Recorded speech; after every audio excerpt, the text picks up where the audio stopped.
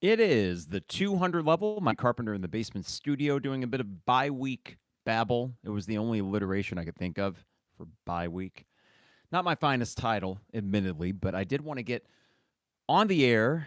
On the air, we're on a podcast to talk about Illini football, which we have not done since basically a week ago before the Minnesota game. And we're sitting here at a pretty decent position, 6-3, but it does feel like some momentum has slipped and some questions and concerns are starting to become a little bit more apparent after the high point of beating Michigan in the 100th anniversary game, going to 6-1, being, what was it, as high as number 19, number 20 in the nation, and thinking, hey, what the heck, take your shot at Oregon. Well, obviously that didn't go so well, and maybe that's not too big of a surprise, but I think that between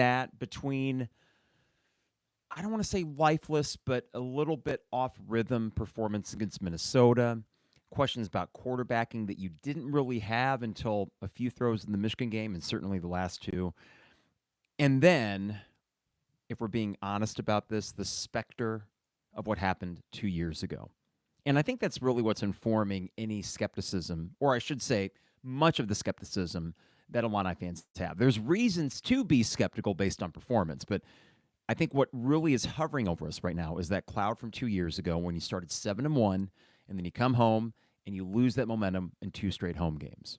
I'm hoping that this is not a repeat, and in my heart of hearts, I don't think it will be, and we can thank that to a much easier schedule than what you would have had 2 years ago. Yeah, Michigan State was coming in here in 2022, flailing and a total mess after getting in that brawl with the Michigan players in the tunnel at the big house, and it was Mel Tucker, for God's sake, but they still had talent. They still had talent, and we saw that borne out that day.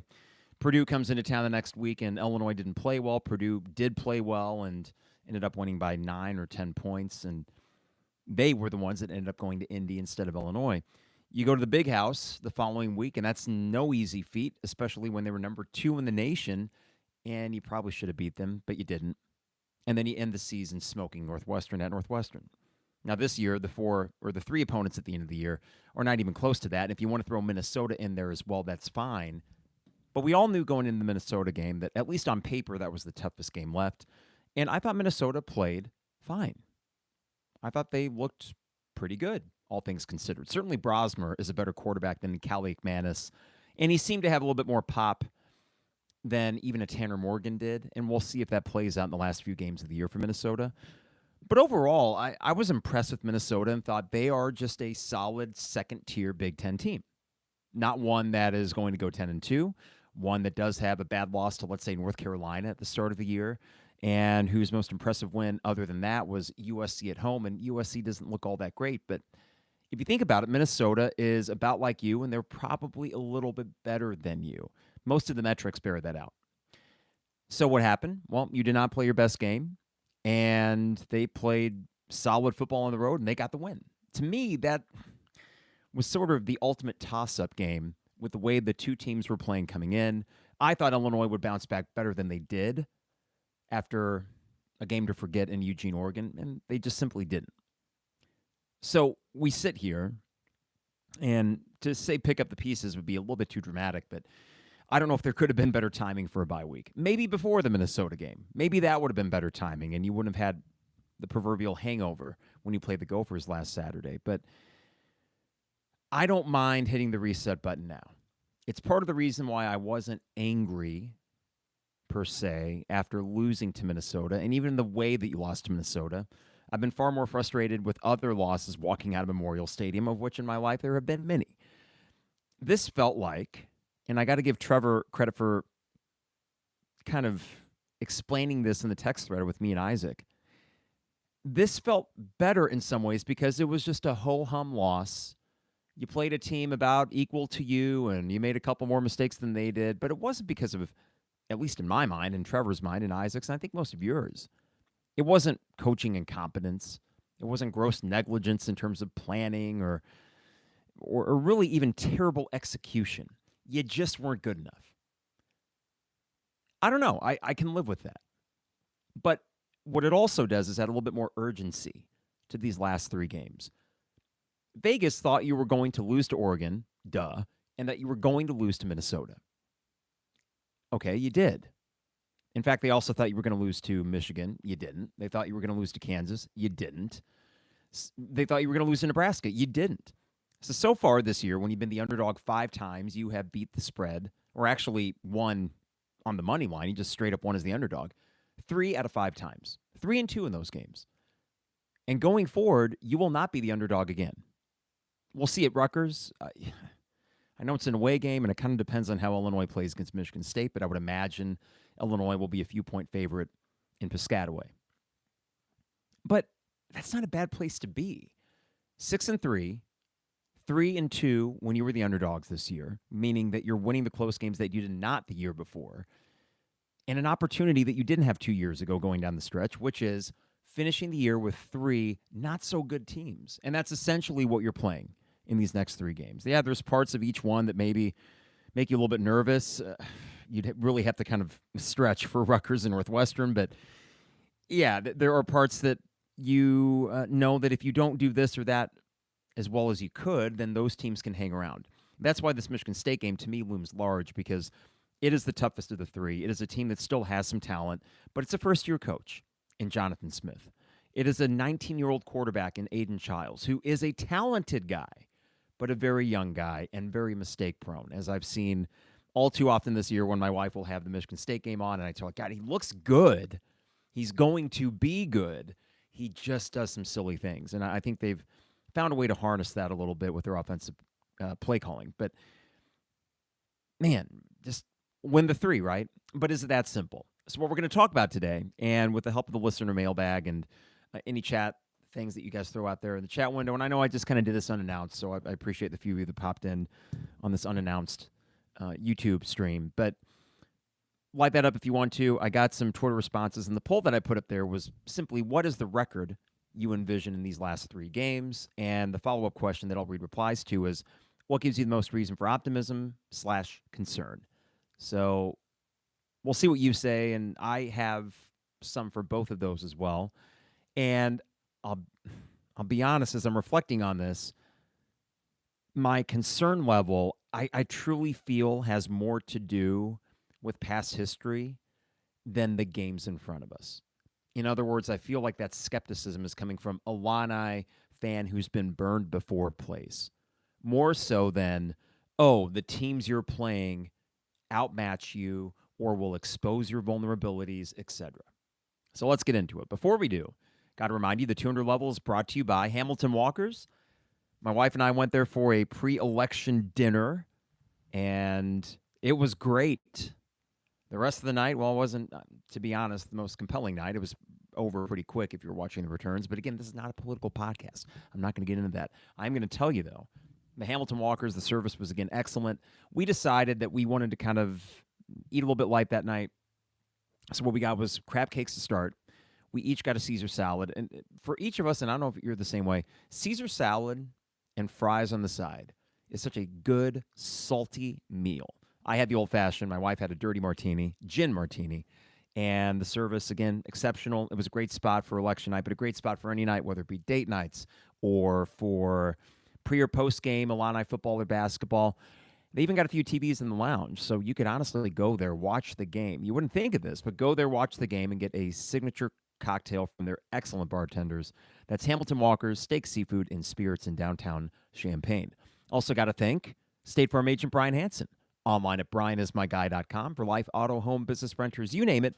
Brian is my guy, and he can be your guy as well at brianismyguy.com.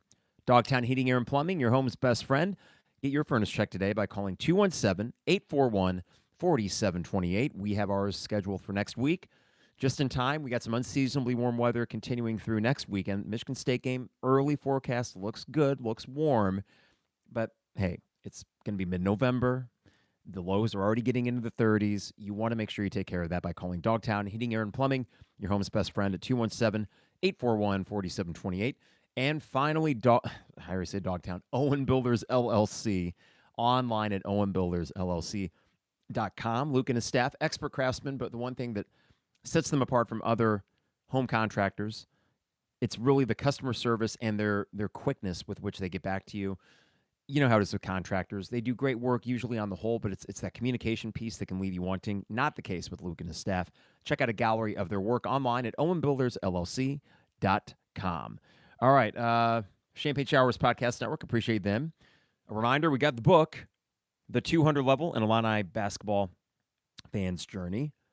An Illinois Fighting Illini Basketball Fan's Journey. Full title there.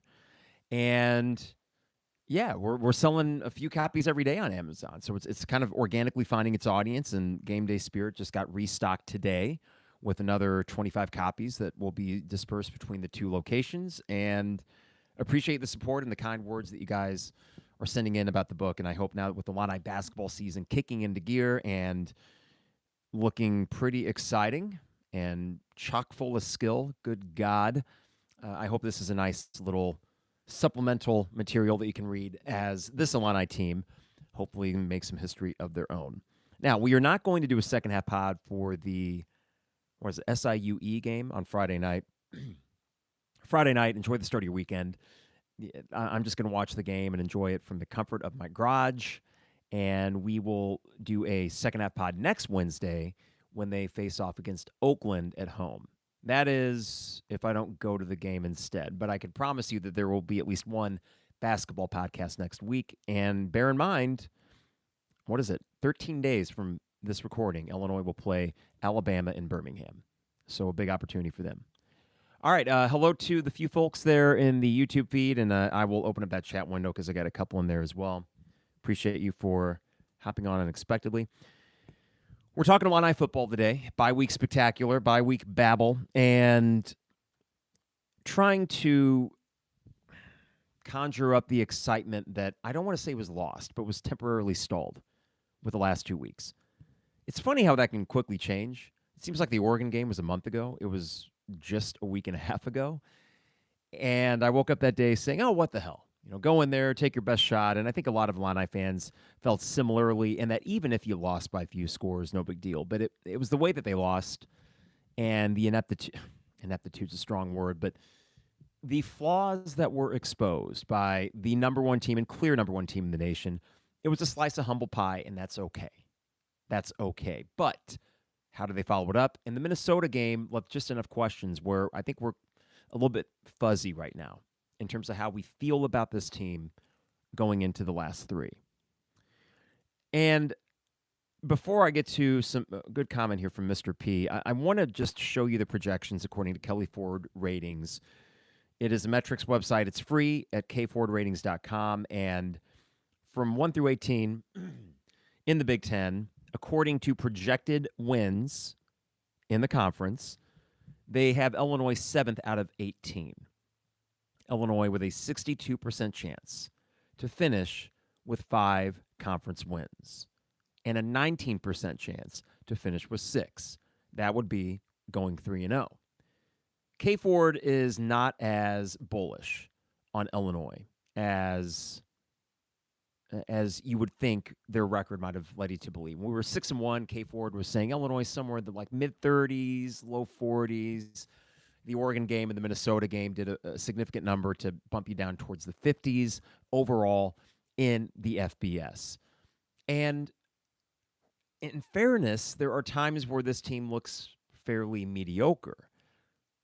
And it makes you wonder, okay, was the Kansas game, despite Kansas's struggles recently, was the win at Nebraska, despite Nebraska being somehow incapable of winning a 6th game, the win against Michigan, which Michigan will sneak into a bowl game at 6-6 probably, but no better. Is this simply a mirage? Are we not that good? Now, I would counter that first by saying, I don't need Illinois to be great. I need them to be merely good. And I still actually think that they are good. And at the positions that matter the most on offense, I think that's why. I think because of the quarterback play and your 2 wideouts that are exceptional and, according to Bret Bielema, both healthy, ready to go. And a run game that is still emerging that I thought showed a few things against Minnesota. I think the ingredients are still there for the offense to finish on a high mark. But I do want to get to Mr. P's comment here in the YouTube chat window. I love Bret and have a ton of faith long-term, but sticking with Aaron Henry too long could be a huge blunder. Worried his friendship will get in the way of what may need to be done. Overall, there's still more to like about this program than not. And hello, Ian. Nice to see you as well in there.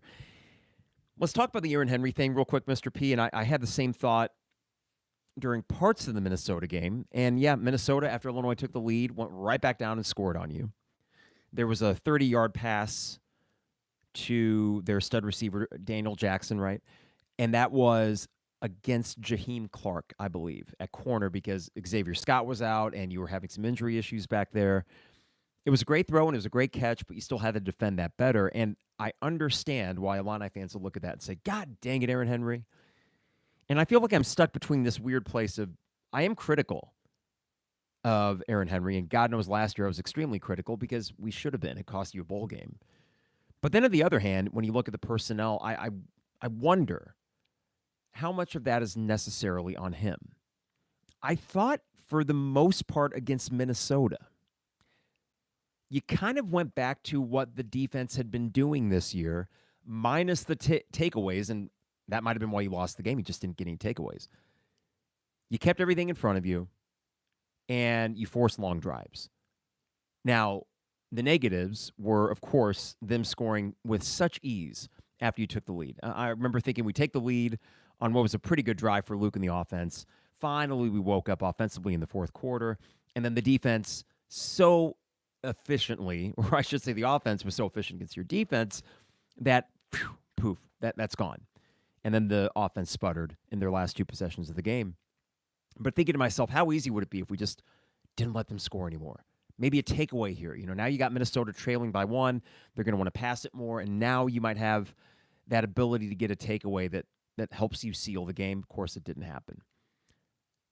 All that said, against a Minnesota offense that had been pretty potent the few weeks before that or leading up to it, you were okay on defense. I don't think you were terrible. You were okay, and you just found out and were reminded that if you don't get takeaways, then the opposing team's probably going to get 24 to 27 points. Now, I don't look at the Minnesota game and think, this is Purdue's second half all over again. It didn't feel like that. I don't look at it and think, oh, wow, well, it's not just Oregon. It's any team can have offensive success against you. I don't know if I came away feeling that way. And Mr. P, that's where I'm torn. How much of this is an Aaron Henry issue, or how much of this is a personnel issue? And maybe he's just trying to do the most that he can given those weaknesses. Now, I would rather lose by being too aggressive. I'd rather lose by sending too many blitzes, and then Brosmer picks you apart, or you just miss him a couple times. And there were a couple of those. I think Matt Bailey in particular had one, should have been a sack, and then he just kind of flew past him. Got a little too overzealous. But I get the identity that they're trying to instill, and it worked against Kansas, and it worked against Nebraska. It worked against Jack Tuttle in Michigan, the now retired Jack Tuttle. And I think it can work against the last three teams. But with a bye week, this is where I want your head coach with a defensive pedigree as a coach to be a little bit more active with it. If I were to see, let's say, against Michigan State, an Aiden Childs, a 19-year-old quarterback, just pick you apart. And when he's good, he's pretty good. And he can run a little bit too. Then I'll be a little bit apprehensive. And I think, Mr. P, those seeds of doubt will kind of creep back into my mind as far as the long-term viability of Aaron Henry. And believe you me, I'm not sold on him. But whereas last year felt like a D-, first-year coordinator, despite some new talent on defense, I felt like he had enough to not suck so badly. And there are things that he says in press conferences that drive you nuts. Like, Aaron, just call the defense. Like, don't after a loss say that was the best thing that could happen to us. Is it? Is it really? How about we don't need to lose in order to win things? How about we don't need to give up 40-some points to Purdue in the second half in order to learn something? A lot of coach speak, kind of rah-rah stuff that just, it falls on deaf ears. But I also don't want to be too hard on him, considering I don't think you have a full cupboard of defensive excellence, especially on the line. I thought they looked good against Michigan, but we've seen them be rather inconsistent. And then the linebackers. Ugh. Dylan Rosiak is out. That's a tough break. And we could say that will doom this defense. But on the other hand, I don't mind just throwing some speed out there and seeing what happens. And who that would be necessarily to take that role, I'm not sure. Malachi Hood, I think, was getting some playing time there. You have James Kreutz starting to, I don't know if he saw as the club hand or not, but as good as Dylan Rosiak is, he's so athletically limited, it feels like, where just going lateral is not a good move for him. And that might be the case for your entire linebacking room. I just feel like, can it really be that much worse? The answer, of course, is maybe it could be. And that you get eaten alive in the run game and mesh routes by opposing offenses, just sending guys across the field and getting your linebackers in coverage. That could be the case. And at which point, I'd be thinking, well, was this a Bret Bielema not going out and getting dudes problem, or is this an Aaron Henry problem? So, Mr. P, I find myself kind of waffling back and forth on that. I'm not convinced that Aaron Henry is a good coordinator, but at the same time, I don't think he's done a bad job this year either. And even the Minnesota game, for as imperfect as it was, I think the bigger issue was the offense.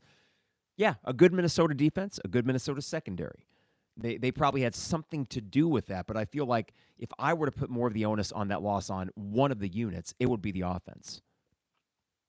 Now, the 3 games that you have left, before I get to the listener mailbag: Michigan State, Rutgers, Northwestern.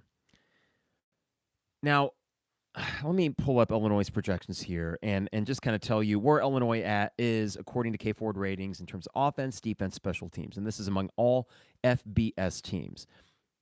Illinois is 56th overall, 66th offense, 45th defense, and 13th special teams. Now, I said 56 overall for Illinois. They had Minnesota, by comparison, at 33 overall. Minnesota, by the way, is playing Rutgers on the road, Penn State at home, and at Wisconsin to end the year. Don't be shocked if they hang with Penn State at home. I am interested to see what happens to the Nittany Lions after losing yet another game to the Buckeyes. But there you go. Minnesota, according to K-Ford ratings, this metrics-based thing, 33rd best team in FBS. And as I watched them play, they seemed like a solid team. I didn't feel like we lost to an inferior opponent or anything. And if anything, they're probably a little bit better than you and made enough plays on the road to win. Meanwhile, your 56th overall ranking on K-Ford, and it's a kind of balanced 56, where your offense at 66 hasn't been great. Your defense, 45, okay. Could be worse, but not bad when you consider what it was last year. And then 13th special teams, which feels about right, even though the punting has not fallen off, but a few inconsistent punts here recently from Hugh. So there you are, 56 overall. Well, what are the teams that you have left to play? Michigan State coming up, 66th overall to your 56. They give Michigan State a 40% chance to win at Illinois. Michigan State offense, 96th in FBS. Their best performance of the year was Iowa at home, where they had a lot of field goals. They probably could add a few more touchdowns. 32 points to Iowa's 20. Their best win of the year by far. Now, after that, they go to Michigan. They look good in their first drive or two, but then Michigan eventually takes over. They hold Michigan State to 17 points, despite Michigan State probably should have had 17 in the first quarter, but could not finish drives. And then they take a 10-0 lead against Indiana last week, only to give up 47 unanswered points. The thing that is sneaky to me, I think their defense is vulnerable. And I'm not just saying that because of juggernaut, and I'm not saying that tongue-in-cheek. A juggernaut Indiana offense put up 47 on them. But it was when I saw Michigan's offense come alive in that game, a rivalry game that Michigan State would have had a lot of juice going into, coming off a win against Iowa, no less, where you started to see the Michigan State defense give up some significant yardage and not look quite as stalwart as they did against Iowa. Now, before that, you got to kind of give them an incomplete on some of these other ones here. For example, they gave up 31 to Oregon. Well, that's going to happen. They gave up 38 to Ohio State at home. Lost 38-7 back on, I think, October 1st or something. At Boston College on a rainy night, they gave up 23. Not bad. 24 points to Maryland, and a win at Maryland, but how impressive was that? I'm not really sure. The thing that just makes you concerned about this is Iowa. They beat Iowa at home fairly soundly. Not very fluky. Is that what they could do here? That was after a bye week, mind you, and they're coming off a bye week just like you are. Both of these teams, actually, it's pretty remarkable how similar it is, where I think each of these situations, when was Illinois' bye week? Was it between Penn State and Michigan? Well, regardless, both of you are coming off your second bye weeks for this, and that, to me, is probably a game where you're going to see Vegas come out and say Michigan State +6, +6.5 on the road. Seems like a fair early spread for a game that I would be surprised if Illinois was a significant favorite, like a 2-score favorite against them. That's your toughest game left. And if we are to be frank, year 4, Bret Bielema, win this game. I won't lie to you. If they lose to Michigan State, I will, in a way that I wasn't after Minnesota, be a little pissed off. Because if you want to feel progress, and of course 6-3 is progress, but if you want to feel like true progress from a program level perspective, from a macro perspective, you don't want to backslide like you did 2 years ago. By beating Michigan State, I can almost guarantee you, and I think we'd all feel this way, that this is not going to be a repeat of 2022 where you truly backslide down the stretch and zap a lot of that momentum out of it. I don't think that will be the case if you beat Michigan State. If you don't, and you look shaky doing it, well, I don't know. At that point, then, I'm a little worried before that Rutgers game, and there's this desperation that comes into it. Now you're just trying to, I say, salvage an 8-4 record. Of course, an 8-4 record would be good, but it is fair at the same time to adjust expectations as the season goes on. If we find out that the opening stretch of the season was pure luck and then the back half was you reverting to form, it's not going to feel as good. But if you find out that you finish 8-4, 9-3, and for the most part beat the teams that you should have and only had one slip against a Minnesota, I guess you could afford one to Michigan State, though I would prefer not to, you can live with that. I just don't want to wake up the day after Michigan State and think, oh, crap, now we got at Rutgers, and I know they aren't good, but it's at Rutgers, and where's our confidence? And I don't want to face that. This is where bye-week Bielema needs to come into play. And if it wasn't for the second half of Purdue, I would be that much more bullish on bye-week Bielema, and I'm hoping that second half of Purdue was just really that true aberration, that weird fluky kind of thing. I guess time will tell, but that's what intrigues me there. It feels like Michigan State is such a swing game for how we feel about the end, or how we feel about this team at the end of the season. If you ask me right now, what would you take right now? My dream scenario, 9-3 Music City Bowl against an Arkansas or something like that. A winnable bowl game. I don't necessarily want to play LSU in the Citrus Bowl and possibly get your butts kicked by a superior athletic team. Give me 8-4 Arkansas, 9-3 Illinois, Music City Bowl. Bret plays his old team. Chance to go 10-3. That to me is the dream scenario. Not college football playoff. That was probably a pipe dream to begin with. And this team is not a college football playoff caliber team, but they can overachieve a bit and find their way to 9 and maybe 10 wins this year. That's awesome. So why not shoot for that when it's attainable? After Michigan State, your opponents are, of course, Rutgers and Northwestern. Rutgers, overall, 63rd ranked, but they've been slipping and continue to slip. Offensively, 78th in the country. Defense has slipped mostly. 63rd, where they were much higher earlier this year. Special teams, 65. Here are their last 4 results.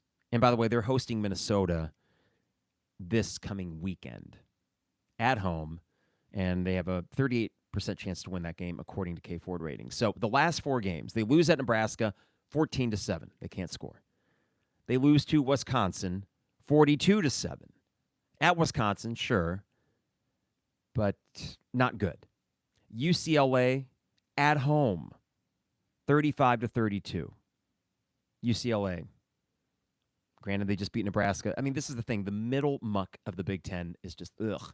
If you can just somehow be in the Minnesotas of the world conversation. Don't fall down to this. It feels like Michigan State and Rutgers and Northwestern, they're like, come on, join us. And you're like, no. These next 3 games allow you to say, we are not joining you. We're staying up here with Minnesota and Iowa. Okay, we're going to be in the 6, 7, 8, 5, 6, 7, whatever it may be. That is a much better place to be. We'll see what happens with this game against Minnesota at home. Then they play at Maryland, and then Illinois is the game after that. So, Rutgers will be coming off 2 straight games. You'll only have 1 under your belt after a bye week. And I could see Rutgers losing these next 2. At which point, they'd be 4-6 and desperately needing a win against Illinois to keep their bowl hopes alive. I mean, I don't know. It's not a great place to be if you're Illinois and you don't beat Michigan State, and then all of a sudden you're teetering a little bit. That'd be rough. But I still think that is a matchup in your favor because quarterback play.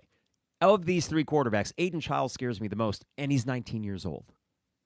He's got talent. Pure, raw talent, and he can make some good throws, and he can use his legs a little bit. He scares me the most by far, not Artur Kaliakmanis that used to beat Minnesota, can't throw worth a lick. He does not scare me. That leaves you Northwestern at Wrigley Field. Northwestern 74th overall in FBS, according to K-Ford ratings, 121st offensively. 121st offensively. Special teams 54th. Defense is 36th. Not bad. They don't score.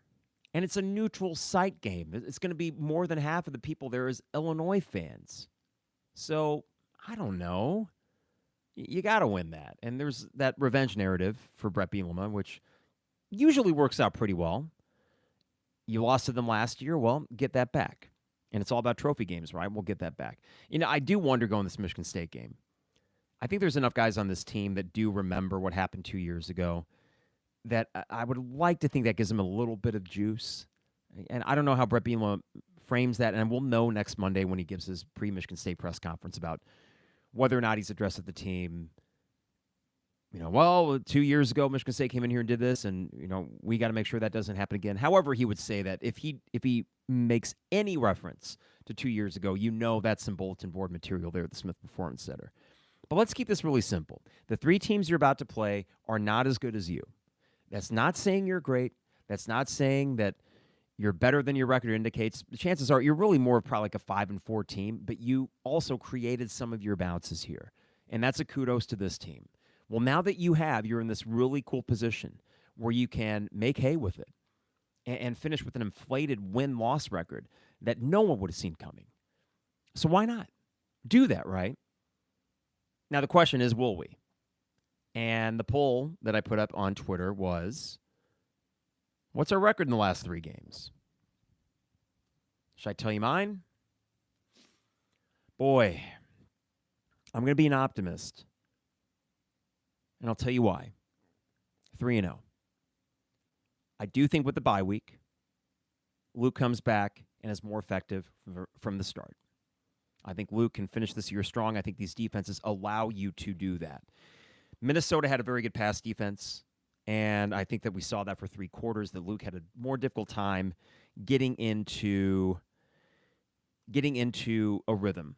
And then, man, when he got that touchdown drive to give us the lead temporarily in the 4th quarter, I thought he had shaken it off. I thought, boom, Luke is back. Didn't necessarily end the game like that, but I just feel as if there's good Luke still there, ready for the last 3 games, for the last stretch. I don't know if his confidence is shaken, but what a time to take a break. Next week, start looking at the Michigan State tape, figuring out what you're going to do offensively. And this is where my faith in Barry Lunny to maximize Luke and to, as Bret Bielema alluded to this week, play with a little bit more pace. That excites me in terms of the offense. I mentioned earlier, it's not just Luke. It's the fact that you have 2 great wideouts. Certifiably. Minnesota was a team that could overcome that because they made Bryant and Franklin work for everything they got. I just don't think you're going to run into a secondary as good as that. So that, to me, says when you need to make a big play, you have the guys to go make that big play for you. By the way, I mentioned the passing offense, and what I want to do here is make sure, let's see, that I get this right. I got the team stats up for the Big Ten right now. And for defense, or let's go with all here, passing yards. And passing yards a game, opponent passing yards a game. Here we go. Michigan State is giving up about 195 passing yards per game. So that is the, let's see, 1, 2, 3, 4, 5, 6, 7, 8 best. Opponent rushing yards, it looks like they are sitting there. See, that's the thing. They actually give up a decent amount of rushing yards. They are about 11th. They're an average Big Ten defense. Meanwhile, rushing yards, let's check out Michigan State here. Rushing yards per game, 15th.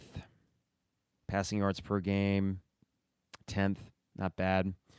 Meanwhile, Illinois passing yards per game, would you look at that? 12th. That kind of surprises me. And rushing yards per game, Illinois at 12th as well. It's weird. It felt like our offense has been better this year, but boys have been stunted by a few recent games against Penn State and Oregon. And I just would like to think that that's going to change here coming up. Opponent total yards per game, Michigan State is smack dab in the middle. And Illinois is 13th out of 18 in the Big Ten. Yeah. Does that feel about right? I mean, would I have taken that before the season? Illinois opponents' yards, putting them firmly at 13th in total defense. Yeah, you can live with that because the scoring defense actually, now that I look at it, Illinois is right in the middle. So truly a bend not break proposition. Okay, so I'm going 3-0 because of the quarterback. I'm going 3-0 because of the wideouts. I'm going 3-0 because the secondary sounds as if it will be healthy. And to me, these games are not giving up the big play. And you have quarterbacks that you're facing that are less capable on the whole of making the big plays, at least at the frequency of a Max Brosmer, who made a few, or of a Dylan Gabriel, certainly, or even as Aller for frickin' Penn State. I just think that mix right there, your ability to get the 2 or 3 big pass plays you need to overcome adversity that you face in these games, and the fact that if your secondary itself is healthy, then you can keep the opposing team from getting those, oh no, big pass plays. Just think about the Minnesota game. What changed that game back in their direction was the 30-yard pass down the sideline to Daniel Jackson when Jaheim Clark, I believe, was on him. Not Xavier Scott, because you were injury-riddled. If we are healthy coming out of this bye week, other than Rosiak, who's out for the year, it should be 3-0. It should be. Again, not under any presumption that we are a great team, but we're good enough and have fewer issues than these other two teams. And you have more playmakers than the teams you're about to face. More offensive playmakers for damn sure. So 3-0, I will go with that. It's not as if it's a disappointment if they drop one. But as I sit here and ask myself, well, which one could they drop and I'd feel okay about it? That's a little bit harder to answer. If they finish 8-4, I'm happy. Duh. I said before the season I'd be ecstatic with 7-5, but that does change when you're 6-1, and you got winnable games after that. So 8-4, I'm still happy. It's just difficult for me to envision that because I'm starting to freak out a little bit if not only we lose to Michigan State, but we don't look good doing it. So I asked this question to Twitter, open up the old listener mailbag, and let me make sure I get all these queued up here. First off, the poll that I asked people was, what will the record be in the last 3 games? And we had about 160 votes, 3-0, 29% of you. The majority of you, or the highest number, 46.9%, responded with 2-1.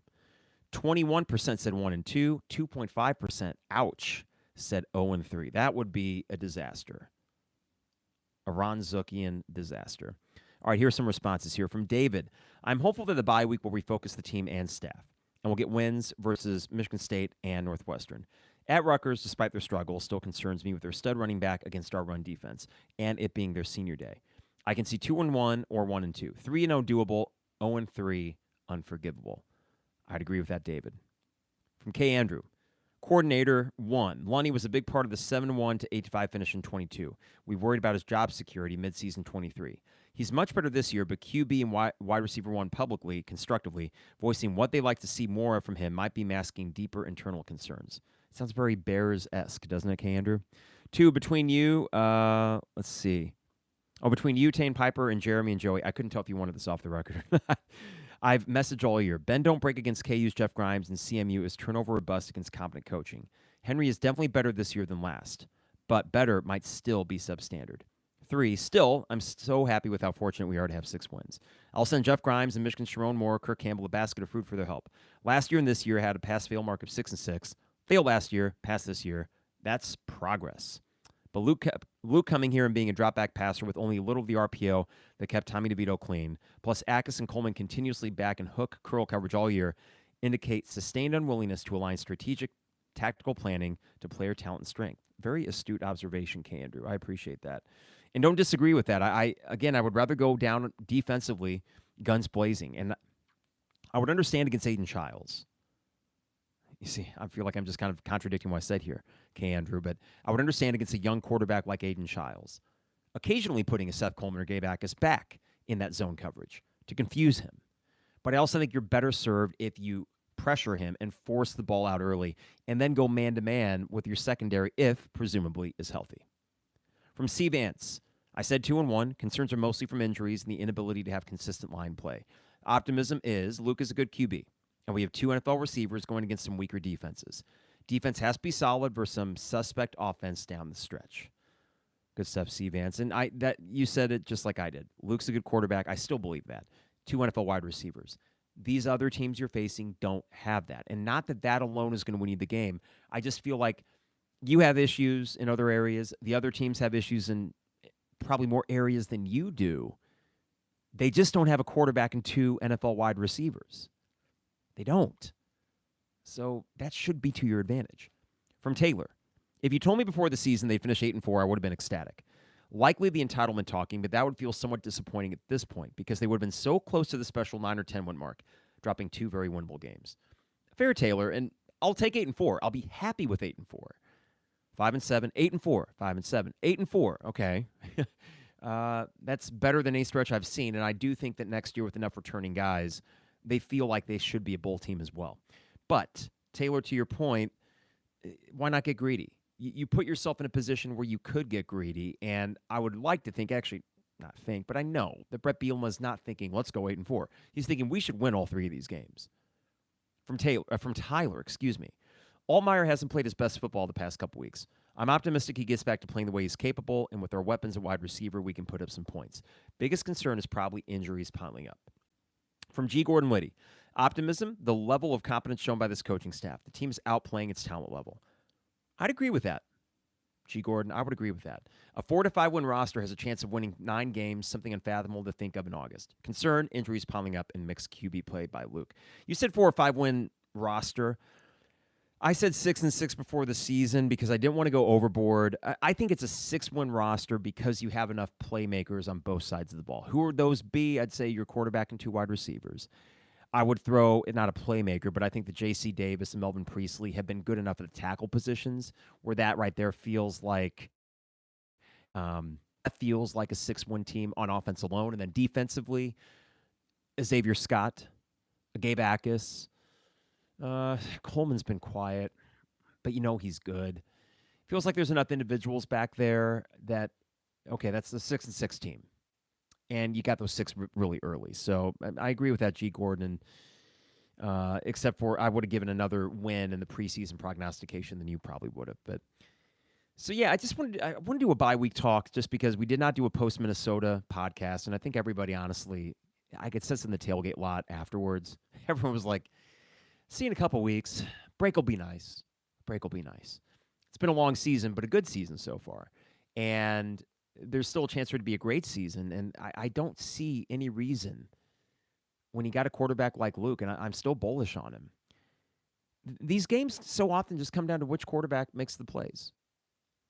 I'll take Luke over Aiden Childs. I'll take him over Artur Kaliakmanis. I'll take him over whoever the hell's throwing for Northwestern.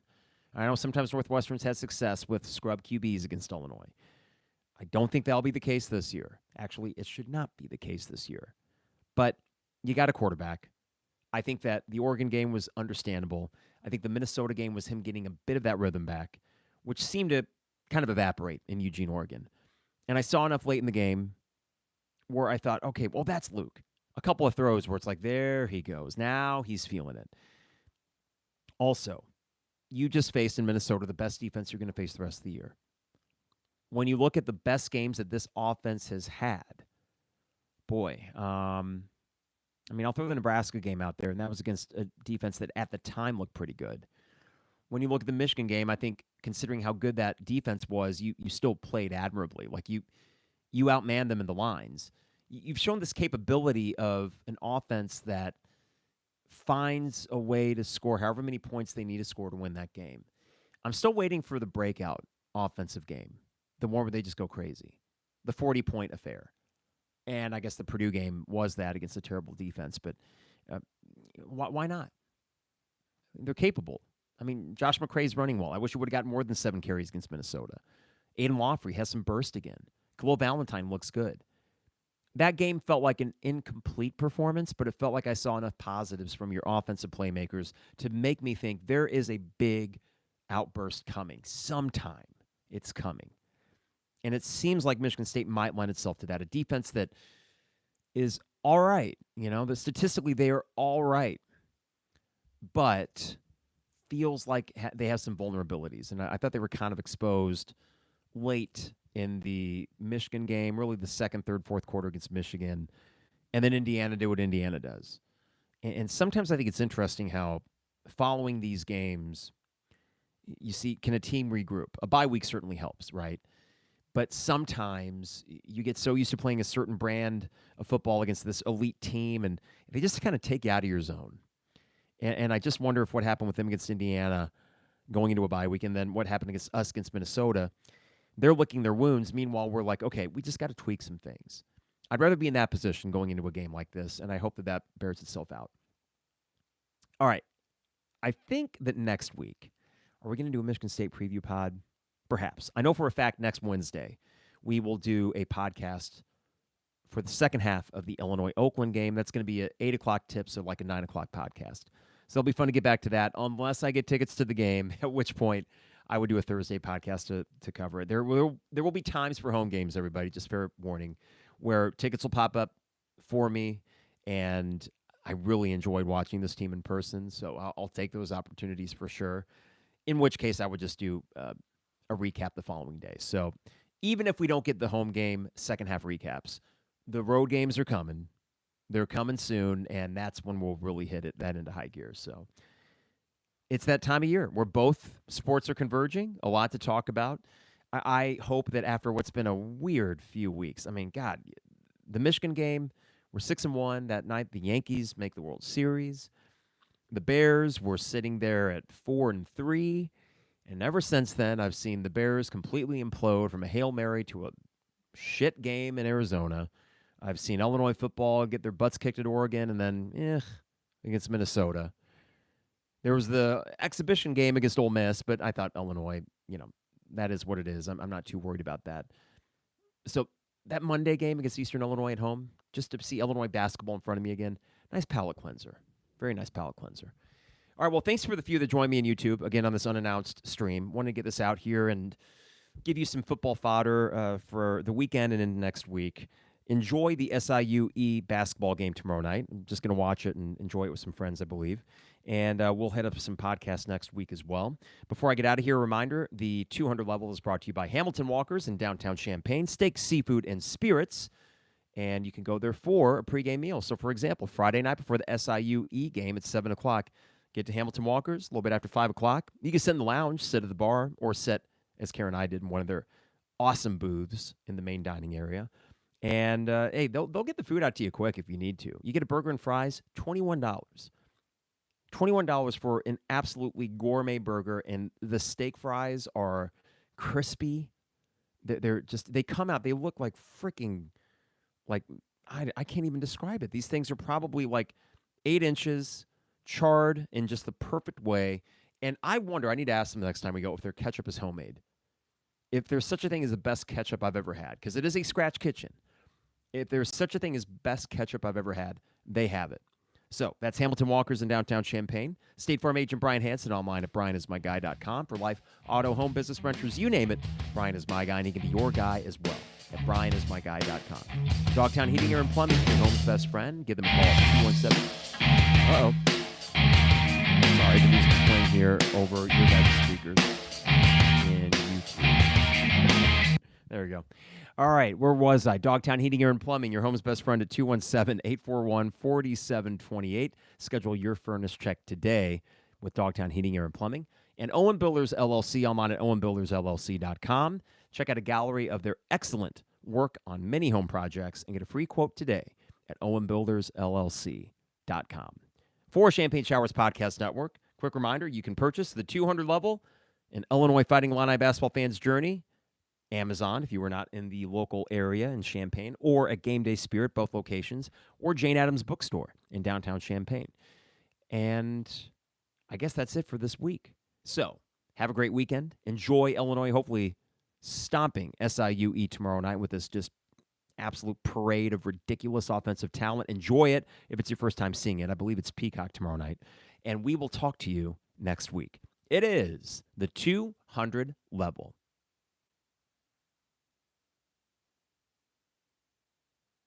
All right, thanks for the few that popped in this evening. I appreciate that, and we will see you next week. Bye, everybody.